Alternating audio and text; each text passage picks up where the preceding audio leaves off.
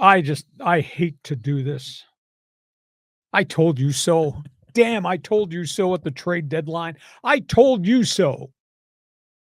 When they made the blockbuster Luka Doncic, Anthony Davis transaction, I thought it was phenomenal.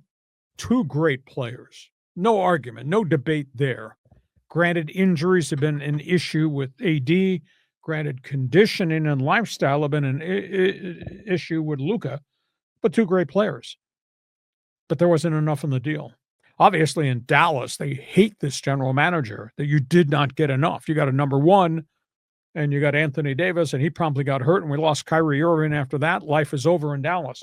So they're killing Nico Harrison.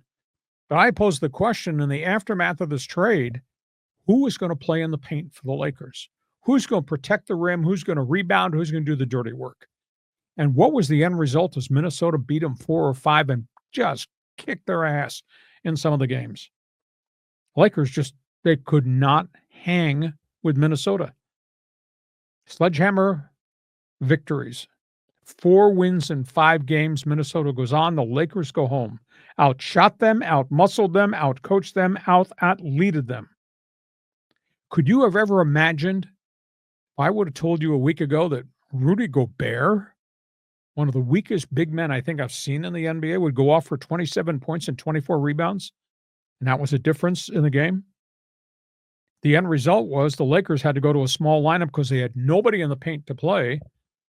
And Minnesota said, "You can go small? No problem. We're going to dump that ball inside all night." And Rudy went for 27 and 24 against the Lakers small guys, and the Lakers had no answers for him at all. Foul trouble?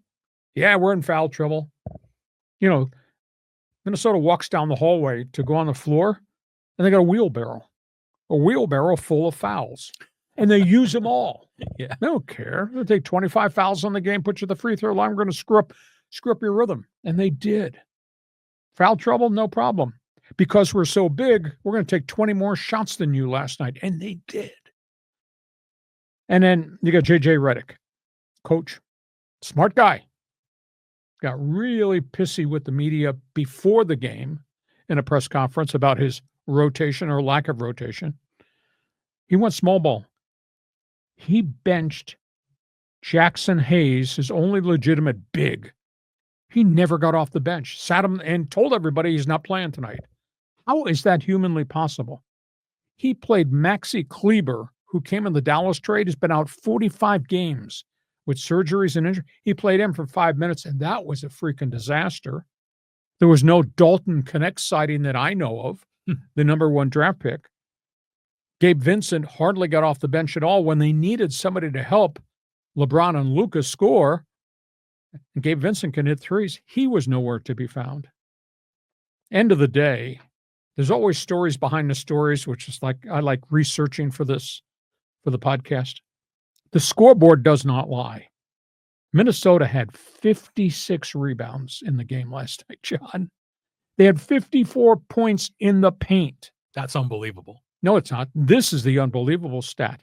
In and around the basket, on down on the block, on the baseline, paint, Minnesota was 20 of 22 shooting close in. Oh, no opposition. Exactly. And Minnesota did all this while going 7 for 47, clank, on threes. I've never seen a team miss 43-point shots in a game and win, but Minnesota did. Lakers, by the way, lived and died this year on the three. Got 29% from the arc in the game last night.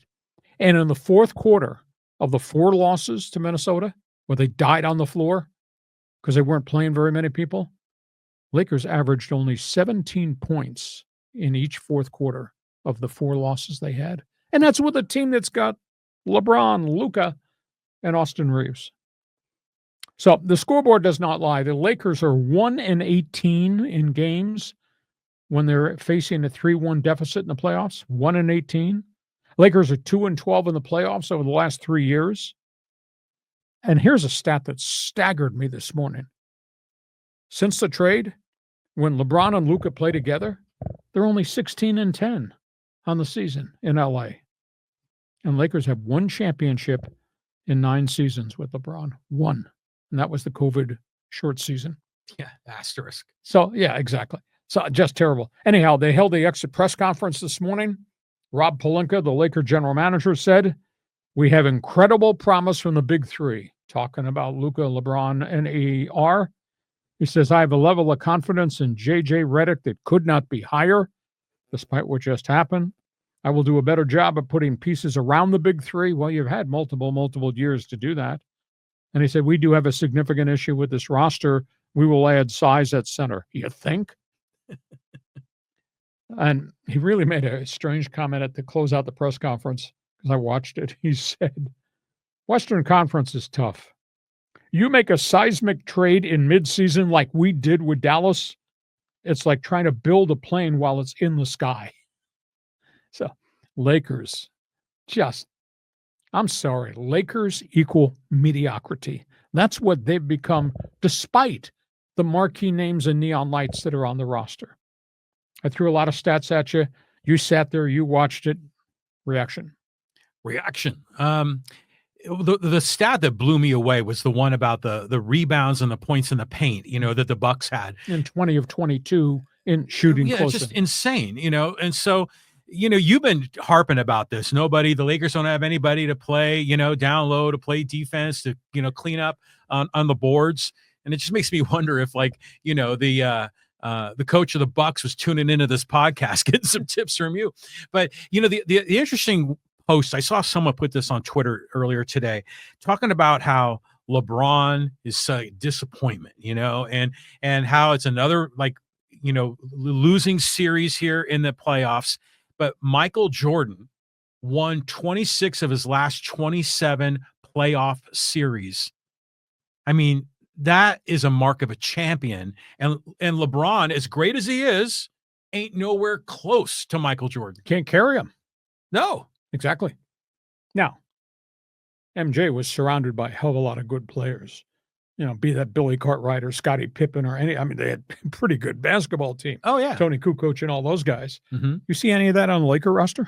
Like you say, beyond the big three, and really it's 2.5. I mean, Austin Reeves is good, but he's not as good as Luka, or LeBron. So I don't know.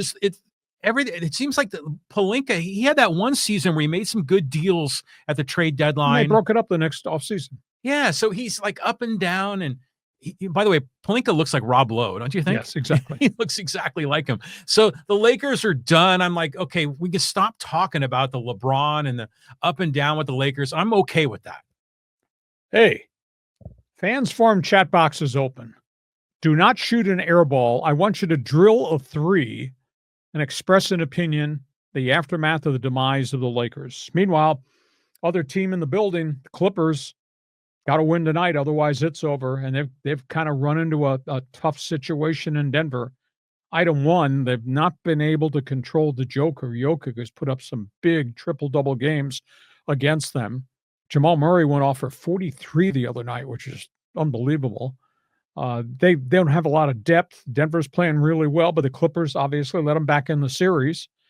Clippers had a 15-point lead in Denver on game 1 and lost. And I kept saying, I don't know if you can duplicate that a second time in Denver. Well, they didn't, and now they got to go back in there and try to stay alive here. I think the biggest disappointment to me, Kawhi has done everything Kawhi can do, and the supporting cast, I think, has got some talent led by Zubac. I'm really disappointed in James Harden. Has James Harden won bleep in the course of his career? The other night he was 3 for 12, and they desperately need him. And the offense stalls. He stands out there bouncing the basketball, the clock runs down, and either takes a bad shot or can't distribute the ball. So I'm just disappointed in Harden. I think Clippers are in trouble. God, what a terrible 48 hours has been. Have the Lakers season end, the Clippers season end. And last week, you and I were talking about, wouldn't it be fun if the Clippers played the Lakers in the second round of the playoffs? Ooh, not now. No, I mean, just imagine, though, if that buzzer beater, that, what was it, when Jokic heaved it, and who was the guy that slam dunked it? Aaron Gordon. Aaron Gordon, that's right. If that had gone the other way, I mean, this would be a whole different dynamic.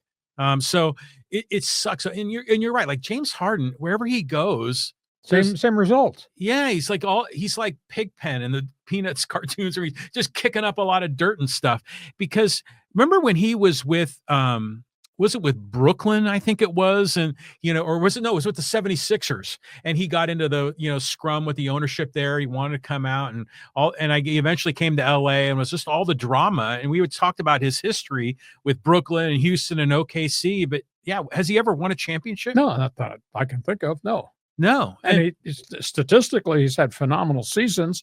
He has some unbelievable games, but he disappears in the month of March. Postseason disappears.